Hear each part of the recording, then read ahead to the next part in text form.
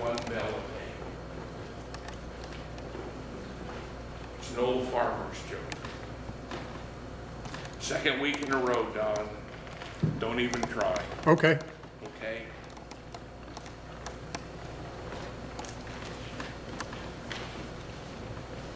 A man by the name of Frank Laubach, who was a teacher for some 25 years, one day decided that he was not happy or satisfied with his spiritual relationship with God.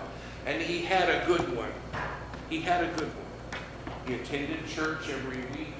He would even teach a Sunday school class in the church. And then during the weekday, he would teach in an elementary school. He loved being around children. He had a full life, but it registered in his mind and in his heart, he is missing something. The something that he is missing is that he wanted to be closer to God than he was. And so he began to read the Bible, and he saw clearly that Jesus was able to do that. That every day Jesus walked with God, and the words that he spoke were words that God had given to him, the actions that he did, the miracles that he performed, that Jesus and the Father were just like identical twins. And then we have this passage where Jesus said to his disciples, the Father is in me, and I am in the Father, and I can do nothing on my own unless the Father is with me. And I can only do what I see the Father doing. Frank Laubach thought, I want that kind of relationship with God. He wasn't searching for someone who was wanting to go off into the mountains and be in a monastery and separate himself from other humanity. He didn't want to stop doing anything else he was doing. He wanted to keep doing that. It's just that on a personal level, he wanted a closer walk with God. And you know what? He found it. He did. He found it. And it took a lot of discipline, and it took a lot of work. But when he finally got into the routine of what he had set himself to do, he definitely felt he was in a closer walk with Jesus. Jesus was constantly in a walk with his Father, wasn't he? Constantly. Even after a long day, after a long day, a long, hard day, I want to go home. I don't want that phone to ring. I don't want a neighbor knocking on the door. I don't want to see another human being. I just want to sit in my easy chair and eat something. Okay? Well, Jesus had those moments too. But what did he do with those moments? There's text after text after text. He would seek out a solitary place and be in prayer. That's what he would do. That's a lot different from what I do, isn't it? A lot different. Everyone here can have a deeper relationship with our Lord. But it only happens if we are intentional about it. We come up with some kind of routine, some kind of discipline. And the discipline that might work for Jean might not work for Jenny, might not work for Pat. There's not just one discipline that if all of us follow it will magically enhance our relationship with Christ. But there are certain things that disciplines have in common. And I'd like to give you 3 or 4 of those things this morning. 80% of the sermon's over. Great. How can we live more and more in God's presence? How might we detect his unseen hand upon our shoulder? Give God your waking moments. Your waking moments, these are the moments before your feet have even hit the ground. You're still in bed. You wake up. Give him those moments. It is at that time where in my head, I'm usually going through the agenda for today and where I begin to put a plan of action together. Okay? Maybe we've got kids at 3. Maybe someone really, really needs me at a hospital in Kansas City. Maybe there's 2 phone calls I need to make. I'm laying in bed and I'm coming up with a schedule. How do I get this in? What time do I have to leave to get there, to get back, and all of that? Okay? Don't do that.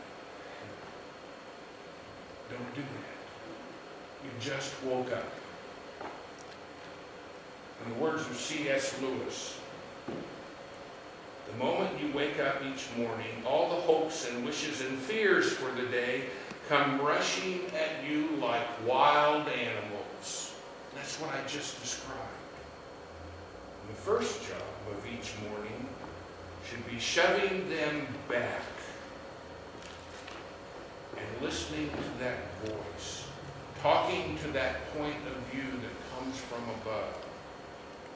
Letting that larger, stronger, quieter life come to you with the reassurance that this is God's day and not yours. Oh my. I didn't bring the sun up this morning, did I? No. I didn't build the hospitals where the sick can go and be healed. I didn't raise the food on the farms that can go around the world and feed the hungry. I, Barry, didn't do any of that. But God did. Whether it's using farmers or using physicians and nurses, or by commanding the sun to come up over the horizon. And that's the voice we need to speak with when we wake up. And to listen to his voice. And to remind yourself that this is his day. You're not out of control. You might feel like you are, and how am I going to get this all in? Stop listening to that voice and start listening to the voice that says, I made this day for you. For you. For you. Begin each morning by listening to that waking voice that brings you to a new day. Even if all we say is thank you, God, for a night's rest, help me each hour to belong to you in this coming day. Even if that's all we say, look at what we've said. Thank you for last night. God loves to be thanked. And we have said, I belong to you, God. This is your day. I belong to you. That's all you say in your waking moments. You've said it all. And it comes from the heart. Then give God your waiting moments. There are moments in each day where there's silence. I bet as a teacher, Shannon, you might doubt that. Maybe you find yourself driving to the store. Turn off the radio. Really? Do you need to hear what's going on in Washington, D.C. on the radio? Don't you already know what's going on there? Do you need to hear it for the 148th time? Turn off the radio. You don't need that news right at this moment. There's no news, no sports, no music on God's station. Just a time of momentary silence to think about your life being held by the hands of God. Just being together is sufficient. Dan Rather once asked Mother Teresa, "What do you say to God when you pray, Mother Teresa?" And Mother Teresa answered quietly, "I listen." Taken aback, Rather tried again. "Well, then what does God say to you?" And Mother Teresa smiled and she said, "He listens." A mature married couple has learned the treasure of a shared silence. They don't need to fill the air with constant chatter. Just being together is sufficient. Try being silent with God at times throughout the day. Think about Him. Think about what His thoughts might be about you at that given moment. Does all this sound dull and boring? Well, if it does, try it anyway. There might be some unexpected benefit in it that you've never known before. And then, give God your whispering moments and thoughts. Through research, it has been determined that by the time the average person's life is over, they will have spent 6 months at stoplights. 6 months. 8 months opening junk mail.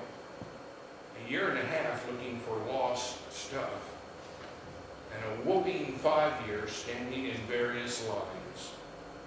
You know, I wouldn't want to do that kind of research, but there are people who do that kind of research.